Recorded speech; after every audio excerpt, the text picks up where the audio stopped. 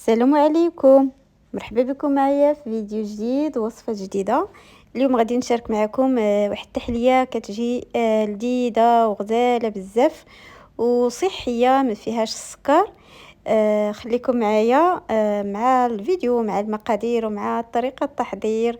غادي نحتاج واحد 7 الحبات ديال التمر اللي كتكون هكا معسلة ورطيطبة، غير على حساب هكا الطحن ديالنا. المهم كنت غنرمي العظم ونرمي التمر في الطبسيل. صافي غادي نقيهم ضروري.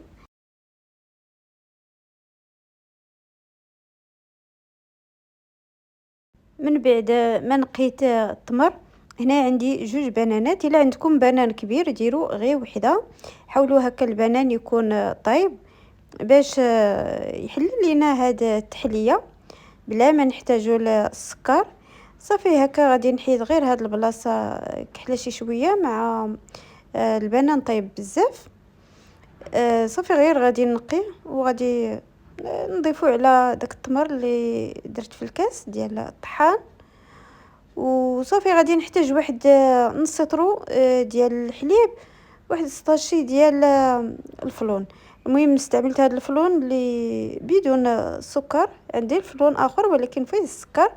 صافي درت هذا وحتى التحليه هكا غادي تجي لكم هكا اقتصاديه. صافي غادي نزيد عليهم داك نص اطروت الحليب وغادي نطحن كل شيء مزيان. التحليه كتجي زوينه بزاف ومغيره ومغيره والمذاق ديالها رائع. متاكده الا جربتوها غادي تنال الاعجاب ديالكم.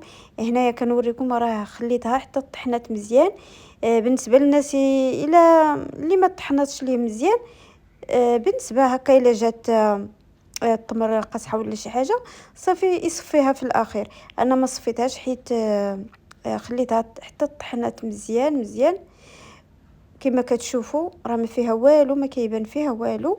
صافي غادي نديرها في واحد الكاسرونه وغادي نديرها فوق النار باش طيب، وغادي نستمر هكا في التحريك غير ما تلصقش لينا في الكاسرونه ويكون فيها ريحه الحرق. صافي هنايا غادي نخليها حتى تفيض وعاد غادي نحيدها. كما كتشوفوا الفيديو موضح نفسه. وهنا خديت الكويسات، غادي ندير 5. ما عمرتهمش بزاف، درت غير النص حيت عندي الراجل ما كيحملش التحليه تكون كثيره، ما يكونش الكاس عامر، خص يكون غير النص. صافي غادي ندير 5. المهم من بعد ما نخوي هاد الخليط كامل غادي نخليهم غير هكا فوق البوطاجي حتى يبردوا ليا، وعاد غادي ندير لهم السلوفان وندخلهم للثلاجه حتى نبغي نقدمهم. عاد غادي ندير لهم المهم تزيين على حسب الذوق. هنا عندي كاوكاو مقرمل اولا محمر، وعندي هنا البنان وكريم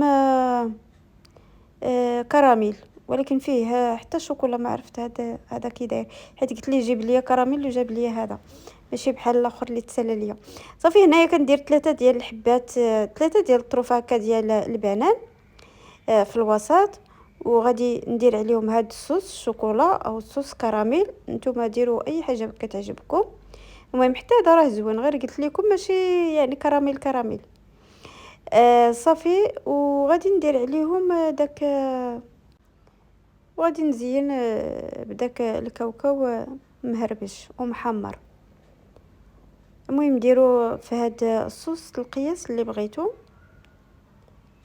حتى هو كيجي مع هاد التحليه المذاق جا متواتي مع هاد المذاق ديال هاد التحليه هادي.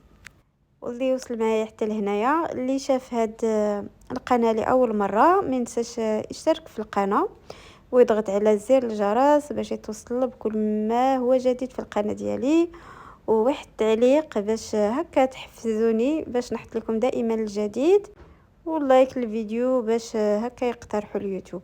التحليه ديالنا كتجي خفيفه وظريفه بحال هكذا، والشكل ديالها رائع وراقي. كنتمنى يعجبكم الفيديو ديال اليوم، وغادي نقول لكم بصحتكم وراحتكم ورمضان كريم وبصحه فطوركم. بسلام عليكم، الى فيديو جديد ان شاء الله. خليكم مع التتمة ديال الفيديو.